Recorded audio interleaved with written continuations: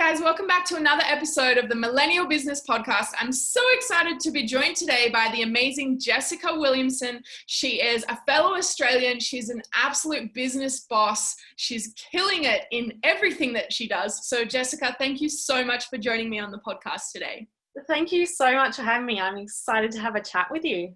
I want to jump back to when you were on the New York fashion runway. Were you just sort of like in shock that this had happened a week after you launched your business? Yeah. So I was actually in New York 6 months later. So they invited me 1 week and then I had 6 months to create a whole new collection, which I'd literally just launched my first one. I wasn't rolling in the sales. So I had to, come up with the money and all the costs and things that are involved with going to New York. So it was kind of a whirlwind, but yeah, the actual show for my own portion was 4 minutes. 3 minutes, like 50 something. It was time to the second. So before it even started, it was over. It was like such a blur. I wish like someone videoed the whole thing or something. I don't know, but it was just like so quick that I barely felt like I lived it. It feels like, I don't know, a movie in my brain. So it was just an amazing experience. Plus the adrenaline was through the roof. Very nervous, but yeah, also very exciting.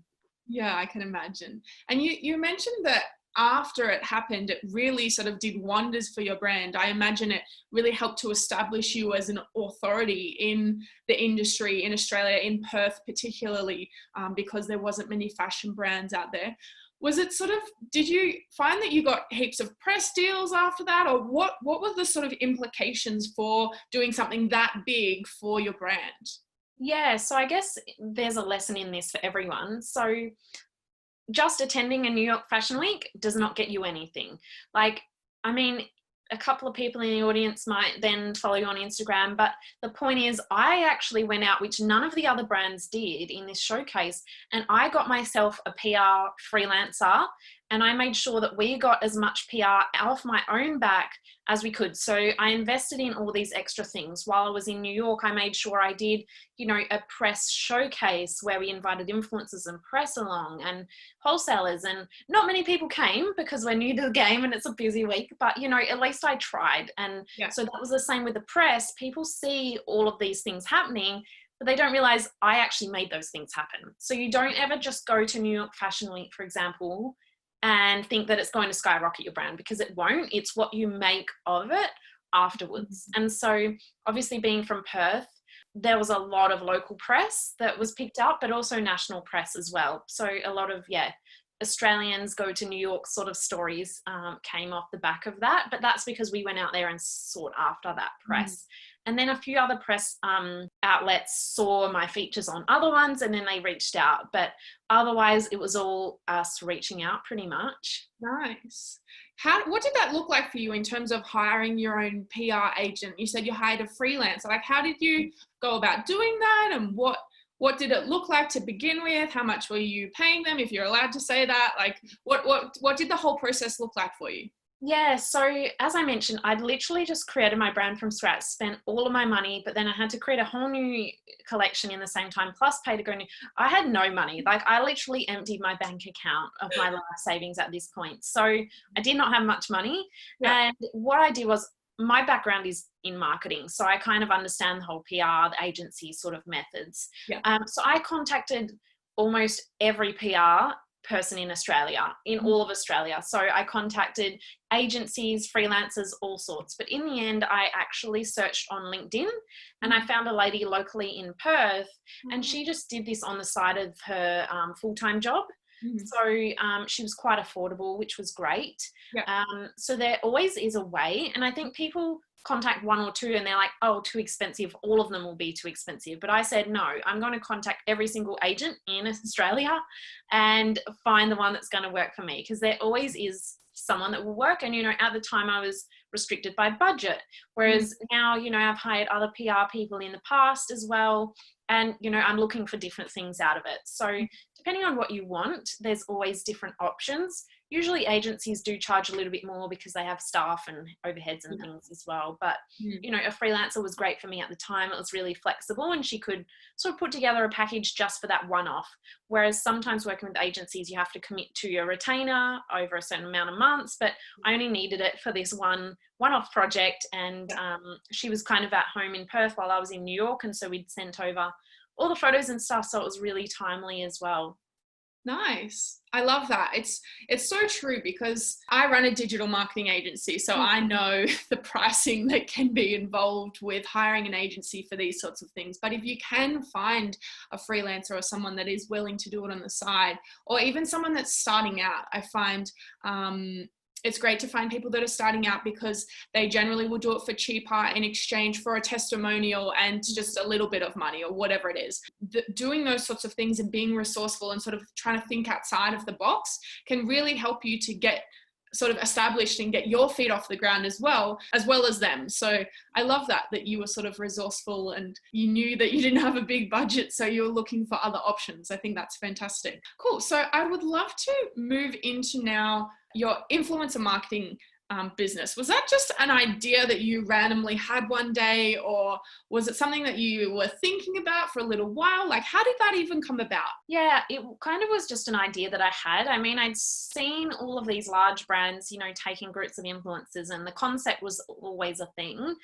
But I thought, how can I make this possible for smaller brands?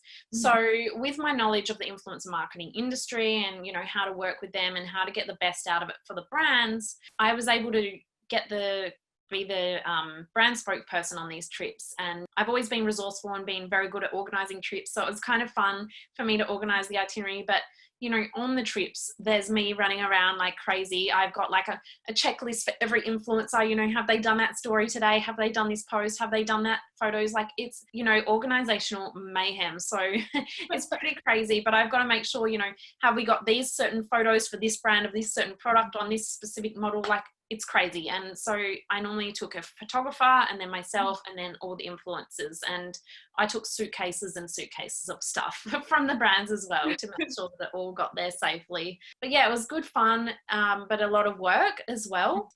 So yeah, and then as I mentioned, last year we partnered with the Marriott Group. So in Fiji, we went to 3 different hotels in the Marriott Group and sort of promoted their spaces as well as, you know, other brands as well. Nice. Yeah, I think it's so amazing when there are people like you that can make things like influencer marketing, which may potentially for a small business seem totally like out of their league, not accessible at all. To have people like you who think, no, actually, let's make this accessible for everyone and let's make it worthwhile to help out these small businesses and actually give them an opportunity to grow, which I think is fantastic. If there is a small business owner listening to this, and obviously your company isn't running trips and stuff now because of COVID, but if they are potentially interested in maybe reaching out to some local influencers to work with them, what's the best sort of strategy to get some influencers on board if you're a business owner? Yeah, I think the key is to make sure that the influencers are the right influencers for you. So it's not just, you know, who's popular in my area. The way that I looked at it from day one was who embodies my brand like 100%.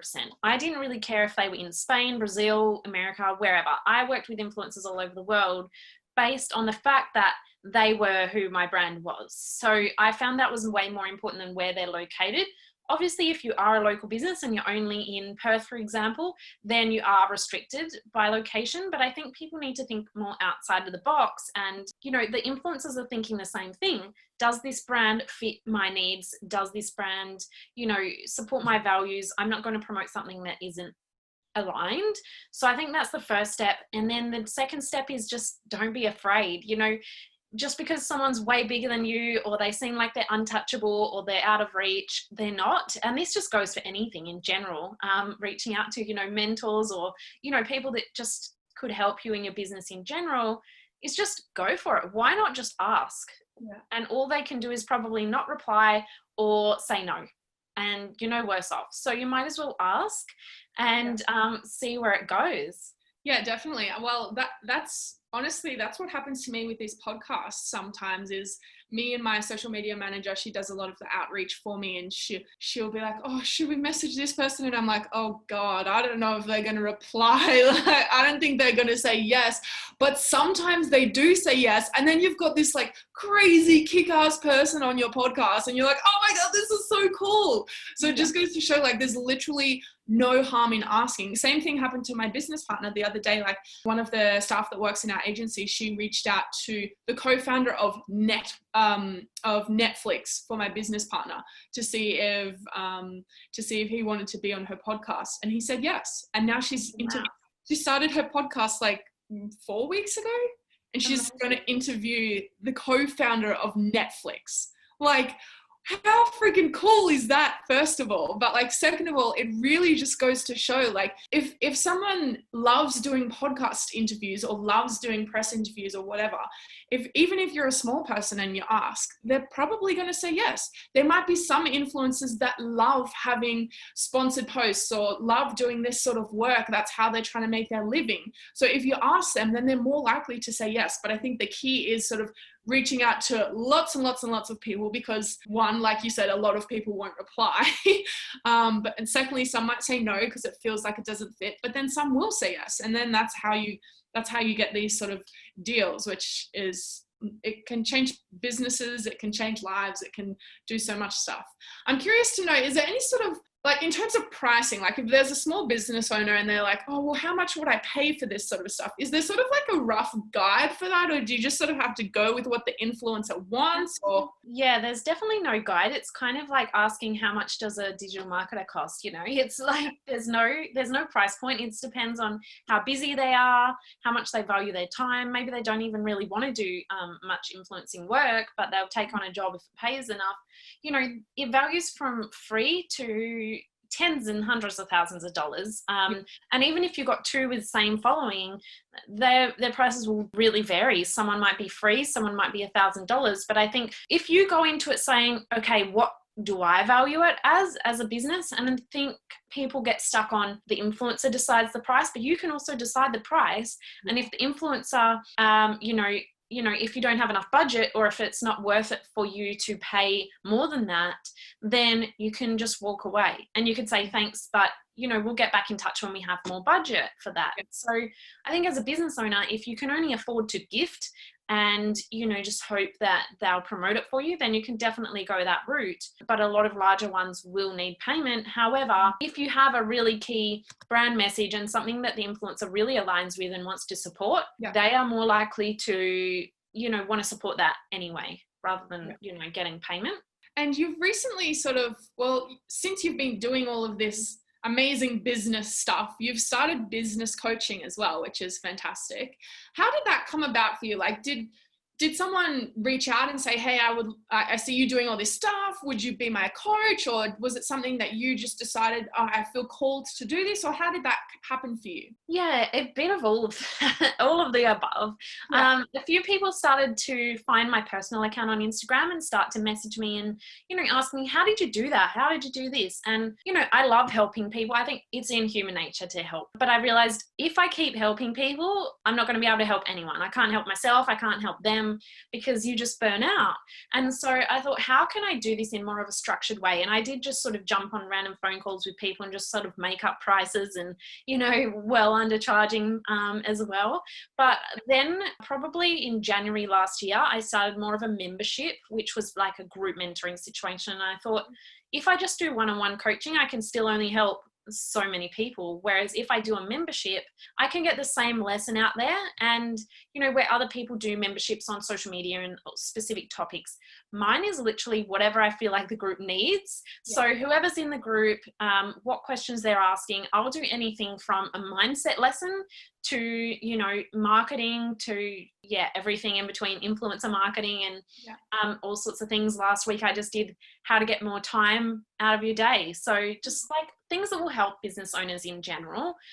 So I did it more like that. And I reply to every comment, every question in the group myself. So that's sort of my group mentoring. But then also I do one-on-one coaching, which is where people can really get more access to me and strategy and growth and things like that. But I mostly do tend to work with, product-based businesses. And I get a lot of fashion and swimwear businesses coming to me as well. And, some people are shocked that I have swimwear clients, but in all honesty, I just want to help people, and I don't really care about this competition and, you know, you're going to steal my customers or not. I just want to help people, and I think there's space for everyone. I'm more than happy to. You know, one of the ladies recently, her factory just said, we're not working with you anymore, and she was heartbroken and broken down and crying, and I just gave her a quick call. I gave her the contact to my factory, and I was more than happy to share that with her. So I'm pretty much an open book for my clients. Know that there's no, you know, barrier, there's no, you know, silver screen or smoke screen is what they call it, not a silver screen. But yeah, so I'm really just open to helping, but now I do it in more of a structured way, and I am sort of capped at how many one-on-one clients I can take. But yeah, now I can put out, you know, a bit of free content and things as well. So there's a lot of ways that I can help people, but at least it's a bit more structured for myself as well, to make sure that I don't burn out and I can continue to run my other businesses. Yeah, definitely. I love that. I think I totally agree in terms of there's so much abundance in the world that we have. And I'm sure even if you helped other fashion people, like your designs are so different to the other people that are in fashion. So there's no harm in helping other fashion people, because customers are going to be called to your designs and customers are going to be called to their designs. So there shouldn't be any sort of limitations, I guess, in terms of that. I would love to know in terms of like actually setting up your membership and coming up with the membership options and how you were going to structure it. Like, what did that look like for you? How did you build that out? To be honest, I just kind of put something up, and, you know, initially I had it at a cheaper price, but I realized the amount of value that I was giving was a bit more. And the reason why I priced it originally at that price was that's just what every other membership was priced at. But, you know, I was offering a lot more value. So I thought, you know, let me increase the price a bit and still keep it affordable. So it's still only $57 a month. And, you know, they get access to me and 2 lessons a month, and, you know, weekly lessons emailed as well. So there's a lot of value. But yeah, originally I did have it at a lower price, and there are still some foundation members on that price, but then I increased it, and, you know, people still say there's so much value in it. So it wasn't really a problem with that. But pretty much however I started it in terms of the structure is how I've gone forward. And I said to myself, you know, some memberships I've seen, they do weekly videos. And I said, I know I'm going to get burnt out if I'm showing up every week live doing a lesson. So let me do it fortnightly. And also the members have time to then implement for the next week. Yeah, that's sort of what I thought about, is what's sustainable for me, because doing a membership, you have to show up constantly. You can't just leave for a month and come back later, you know, whereas running my swimwear business, if I wasn't feeling it that day, I didn't have to work, because all the stuff I did was behind the scenes. So I knew that I had to do something that was sustainable for me. But then also with my one-on-one coaching, that took a lot longer to get going. And same with the membership, it did take a while to grow. And I think that's just with anything. But the more I realized that I put myself out there, the more people got to know, like, and trust me. And I'm sure you know as well in your sort of business, it's very similar, you know, when you're doing more business services or something that's really personal. You know, I didn't really put myself out there. I didn't put out any free content. I didn't really share. And I knew that I knew all the good stuff, but no one else knew. So that's where I had challenges in the beginning, was kind of letting other people know, I know some stuff that will help you. Come on over and check it out. So yeah. Nice. What's some sort of like tactical advice if someone else is in a similar boat to you, and they know that they have this knowledge that would be helpful for people, and they want to start a thing, they maybe want to start a membership or maybe getting some personal coaching clients, but they're not sure how to tell the world about what they want to do. What did that look like for you, and how could other people do the same? Yeah, I mean, for me, I'm always like a very fast mover. If I think of an idea, I'm going to get it done straight away. So I had the idea and I sort of decided, yep, I'm going to make a membership. I built a website in 2 hours and launched it. Like, I just thought, let me just get something up. I need the basics things. It doesn't need to be crazy fancy. I'll make a Facebook group and I'll make a website that explains it and has a payment option. So I did it in 2 hours and I was like, done. Okay, let me move on. So I think the first step for anyone thinking about it is to get on there and do it. Put it out there. And then the second part was that I just shared it on my Instagram. And at the time, I wasn't I was just putting out personal content more so. And a few people had found me through the Etty Swimwear account and followed me there, but I didn't really have many business owners following me. Whereas now I target my content to that. Maybe my friends don't find it as interesting, but hey, my content is more tailored towards like business. So it means that I've got more followers. And look, it just takes time. But if you are going to do something where you are the product or service, then you have to be prepared to build a personal brand. And that's something that I wasn't really interested in doing when I first started Etty Swimwear. I didn't have my name on the website. No one knew who on earth was behind it at all. But eventually then I added my name to the website, then I added my Instagram to the bio, and eventually people started finding me. But still, I'm not the face of Etty Swimwear, whereas I am the face of obviously my coaching because I am the coach. So for that, it just takes a little bit to, get out of your comfort zone. And I think the key is to just give it a go.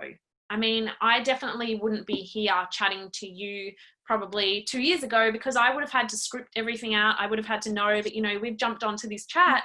I had no idea what you were going to ask me. And that's just a result of me jumping on and doing lives, jumping on your stories. And the more you do it, the more comfortable you get. My tip would be, my first live, I jumped on, I said, hey, my name is Jess, forgot what I was going to say, see you later. And, that went out to like a Facebook group.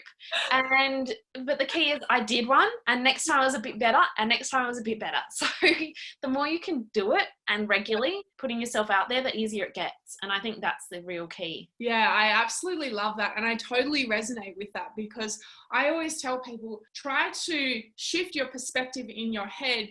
And don't sort of reward yourself when you've achieved the goal. Reward yourself for taking the action to get towards the goal. Because at the end of the day, if you're moving progressively towards something that you want to achieve, then you should reward yourself for that. You should pat yourself on the back, or you should like tell your friends, oh my God, I'm working towards this super cool thing and I'm so excited. Like, you don't have to wait till you achieve the goal to celebrate whatever it is. You can actually celebrate on the way there and celebrate the doing, not just the actual end result. Which I'm a big believer of, setting rewards for that action. That's something I work with my clients on all the time. And they're sort of like, I will reward myself when I get my first sale. I'm like, no.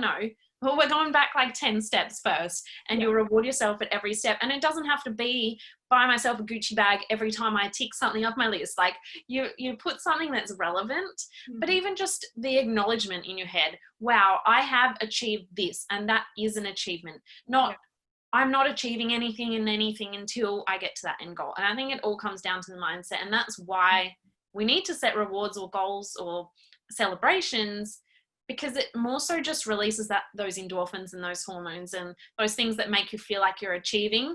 And then that motivates you because you want to feel that more often. So amazing. Jessica, thank you so much for coming on the podcast. You've actually given a lot of value on topics that we've never spoken about on this podcast before. So I really appreciate that. Thank you for coming on. If the audience wants to learn more about your membership or about your swimwear, where can they find you online?